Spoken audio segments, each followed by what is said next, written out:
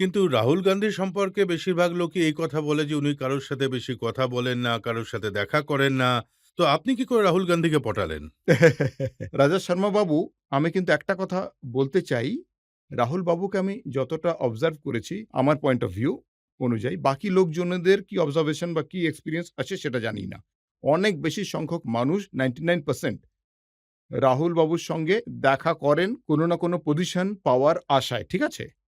কিছু একটা দরখাস্ত নিয়ে যায় ওরা। ভাই আমি পিটিসি অধ্যক্ষ হতে চাই, আইএআইসির সেক্রেটারি হতে চাই, মুখ্যমন্ত্রী হতে চাই, নয়তো মন্ত্রী হতে চাই। এআইসির বলছিলাম আরকি। ২ মিনিট পর উনি বুঝতে পারেন যে ও কি ভিশন নিয়ে গেছে। ওকে? কোনো পার্সোনাল ভিশন নিয়ে গেলে পরে ২ মিনিট পর কথা বলতে তো কোনো অসুবিধা নেই। ভালো কথা আমি দেখব বলে পাঠিয়ে দেন। যদি পাবলিকের বিষয় নিয়ে বা কোনো পলিসি নিয়ে বা কোনো পার্টির পলিসির অ্যাক্টিভিটির প্রোগ্রাম নিয়ে আপনি গিয়ে বসেন, তাহলে রাহুল বাবু শোনার জন্য অবশ্যই রাজি। আমিও ১ম বার ১০ মিনিটের জন্য মিটিং করেছিলাম।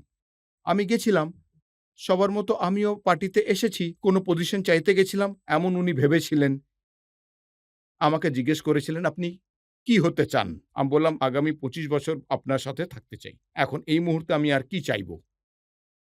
আমি কিছু জিজ্ঞেস করতে বা কিছু চাইতে আসিনি। পরবর্তীতে আমরা যদি একসাথে এগোতে চাই, তাহলে এইসব কাজ নিয়ে আমি এগোবো। যদি এই পলিসি নিয়ে এগোই, তাহলে কিছু করতে পারবো। ঠিক আছে তো?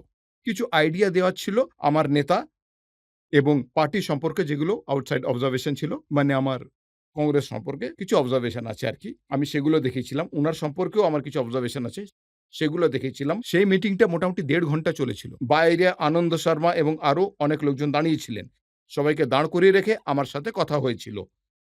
তাহলে এটাকে কি বলবেন রাজা শর্মা বাবু, হ্যাঁ? যে ১০ মিনিটের মিটিংটা ১.৫ ঘন্টা হয়েছিল। তার মানে হলো রাহুল বাবুর কাছে যদি পার্সোনাল বিষয় নিয়ে যাওয়ার হয়, তাহলে ২-১ মিনিটের মধ্যেই মিটিং শেষ হয়ে যায়।